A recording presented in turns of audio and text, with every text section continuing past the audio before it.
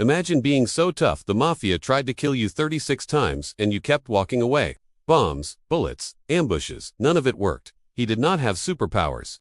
He just had guts, brains, and an Irish temper that scared even the most ruthless gangsters. This is the unbelievable true story of Danny Greene, the Irish Superman who took on the Mafia and almost won.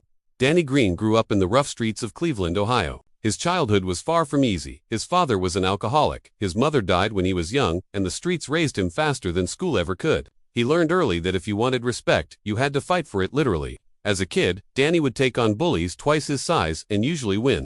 After high school, he joined the Marines. It was the perfect training ground: discipline, toughness, leadership. He stood out immediately. When he came back to Cleveland, he was not the same kid. He was built like a tank, walked like he owned every room, and talked like no one could touch him.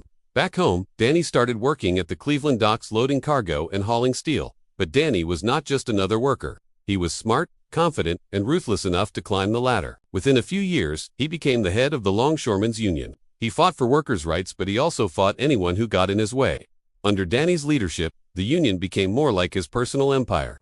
He wore green suits, drove Cadillacs, and started to live like a mob boss. People loved him and feared him. If you were loyal, Danny would protect you. If you betrayed him, he would make sure you regretted it. And that attitude drew attention from the wrong kind of people, the Mafia. Cleveland in the 1970s was a battlefield. Italian crime families ran the city, controlling gambling, construction, and the unions. Danny Greene was Irish, an outsider, but he was not afraid of anyone. He started making deals with mobsters, working side by side with them until he realized he did not want to work for them. He wanted to run things himself. And that is when the trouble began. The Italians did not like competition, especially not from a loud, confident Irishman who dressed like a king and walked around like he owned Cleveland. When Danny refused to bow down, the Mafia decided to make an example out of him. One morning, a car bomb exploded outside Danny's house. It tore through the walls, shattered windows across the block. But Danny, he walked out of the rubble, alive, barefoot, covered in dust, and completely unfazed. Reporters asked him what happened. He smiled and said, "You missed." That one line became legend. The city had never seen anything like him. The Mafia tried to kill him again and again and again. Car bombs, snipers, ambushes, every attempt failed. People started calling him the Irish Superman because no matter what they threw at him, Danny Greene just would not die. Soon, Cleveland was exploding, literally.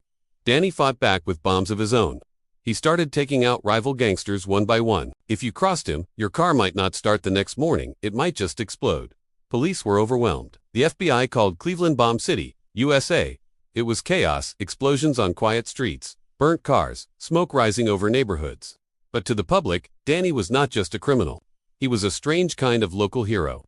He Mafia boss gave money to the poor, helped neighbors with rent, and smiled for cameras. He called himself a proud Irishman standing up against corruption, and for a while people believed him.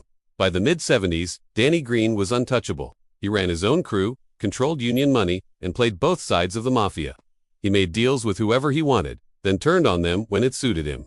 He moved like a ghost, changing safe houses, meeting in public, and using bodyguards who would die for him. The FBI tailed him constantly, but they never had enough to put him away. Even mobsters started to fear him. They said, "He has got the luck of the Irish." But it was not luck. It was calculation, confidence, and a total lack of fear. Still, you can only dance with death for so long before the music stops. By 1977, Danny was surrounded by enemies. The Italians wanted him dead. The FBI wanted him in prison. Even some of his own allies started turning against him. He kept living like nothing was wrong, eating at his favorite restaurants, talking to reporters, driving the same streets he knew were full of hitmen. He used to tell friends, "If it is my time, it's my time, but they will never see me scared." That was Danny Greene, bold, reckless, unstoppable. Until October 6, 1977. That morning, Danny went to a dentist's office for a checkup. He walked out to his car, a green Chevy Nova. Of course, as he opened the door, a nearby car exploded. The blast was so powerful it was heard blocks away. This time, Danny did not walk away. The man who survived 36 assassination attempts was finally gone. The Irish Superman had met his fate. But Danny's story did not end there. His death sparked one of the biggest investigations in Cleveland history. The FBI used his murder to go after everyone: mobsters, corrupt officials, hitmen, one by one. They started flipping. The Italian Mafia in Cleveland collapsed. Dozens of top mobsters went to prison. In a strange way, Danny Greene won. His death brought down the very people who spent years trying to kill him. Today, Danny Greene is remembered as a legend, part hero, part villain. Some see him as a fearless fighter who stood up to organized crime. Others see him as just another gangster who got what was coming. Maybe both are true. He lived by his own rules, fought his own battles, and refused to kneel. Even his enemies respected him for that. Danny once said, "I have no fear of death. I will meet it like a man." And that is exactly what he did. The story of Danny Greene is not about luck or survival, it is about pride, power, and destiny. He built his own empire out of chaos, and when it finally fell, it took an entire mafia with it. Danny Greene, the Irish Superman, the man the mafia could not kill. Until they finally did. So what do you think? Was Danny Greene a fearless rebel who stood against the mob, or just another gangster who believed he was invincible?